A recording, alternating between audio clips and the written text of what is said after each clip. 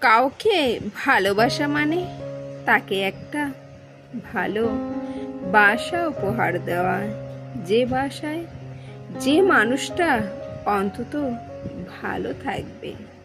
সত্যি কথা বলতে, ভালোবাসতে গিয়ে ভালোবাসার মানুষটাই একটা ঘর হয়ে ওঠে, যেখানে সে থাকতে চায়, একটা আশ্রয় চায়।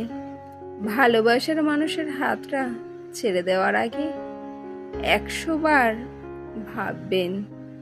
তাকে ছেড়ে দেওয়া মানে আপনি তাকে নিরাশ্রয় করছেন, তাকে ঘর ছাড়া করছেন।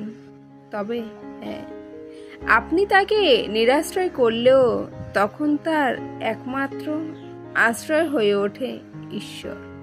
এটা সত্যি।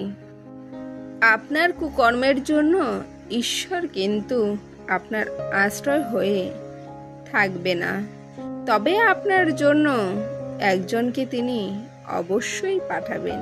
কি জানেন তো? ওই যে তোমারে বধিবে যে গোকুলে বাড়িছে সে।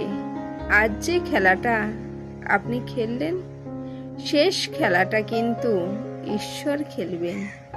শুধু সময়ের অপেক্ষা, সব বিচার কিন্তু তার হাতেই।